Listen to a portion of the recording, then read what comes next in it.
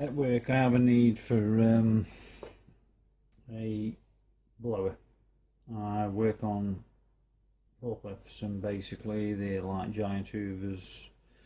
They become full of dirt, and as you service them and work on them, it's obviously nice to clean them out.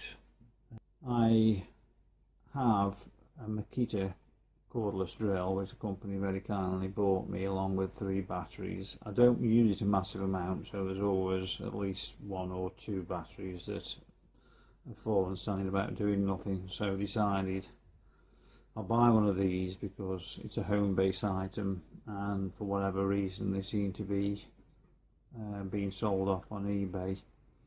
So I bought this with postage, brand new, for £16. And the object of this video is to try and adapt it to run off the 18-volt Makita battery.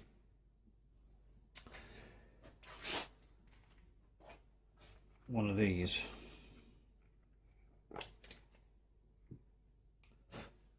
This is the LXT range, and as you can see, they're obviously completely different. There's no way that that is going to fit into there. So my idea is to make an adapter. What I have got and what I picked up from after being thrown in a skip is a couple of these. These are LXT drills that are basically knackered.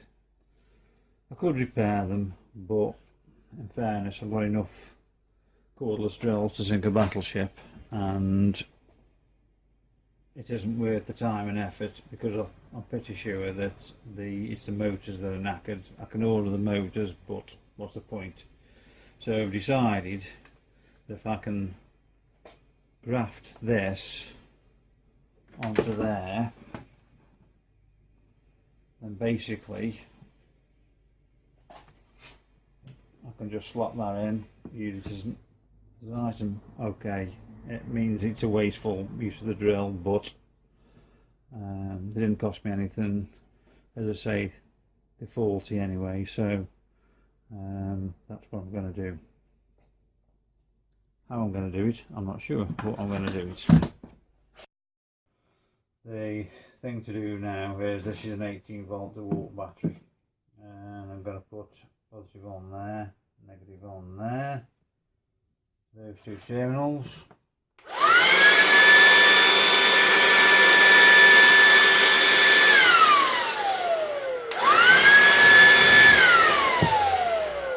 And as you can see, that works a treat.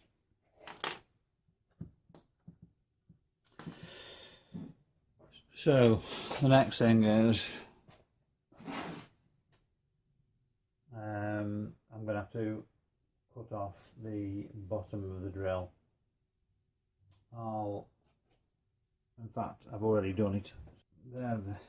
There's the bottom half of it, well, bottom third of it, and that's the inside, which obviously I'm going to use to fit the Makita battery. Having looked at this, what I'm going to do is I'm going to unsolder this switch here and use this part and the wires, and obviously this part.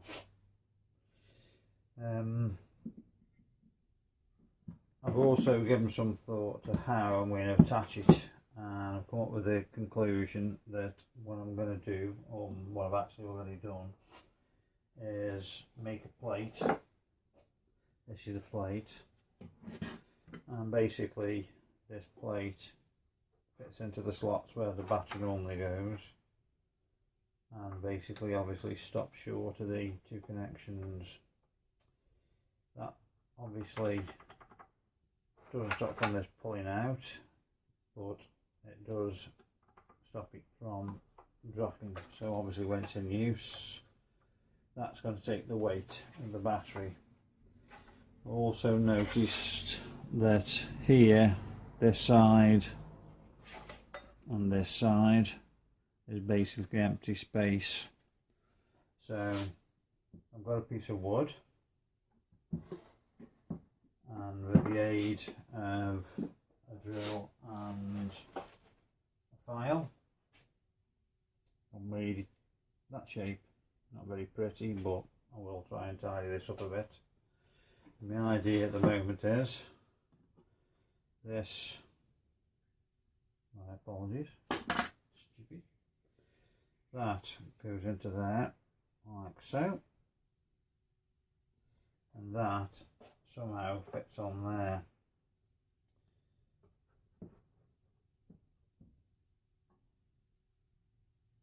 If I put a spacer underneath there and drill a couple of holes here, I can put the screws down into this so it holds it at this end, and the far end, if I drill a couple of holes there and there, I can actually drill self-tapper into there, self-tapper into there, and that'll hold the front. Regards fitting this, once this is in, I'm obviously, and that's pushed into there, I'm not going to be able to get it apart. So my idea is to drill a couple of holes and put self-tappers down through there into the wood. So those pins will hold it at the front, this plate will hold it at the back, and obviously those pins will stop it from pulling out. And with a bit of luck and a lot of filing and swearing, I should be able to plug that into there, onto there. It won't be the prettiest thing in the world, but equally I'm not too fussed about that as long as it works. I've just basically snipped that off, and this obviously now fits in here.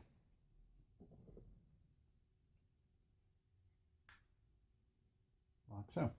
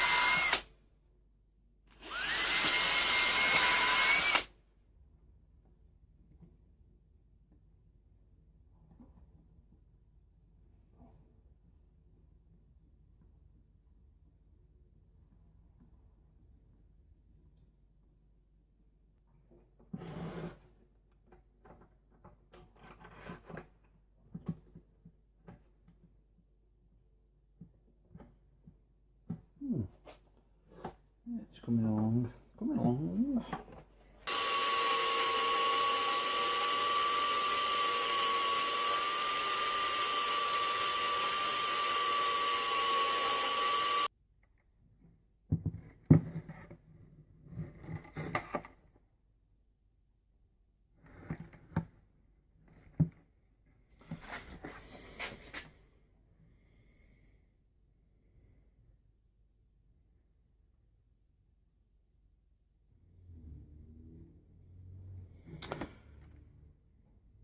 Also drill 2 holes through there, which we're going to attach with screws into the wood. So next job is to figure out how to solder those on and get all the pins in at the same time.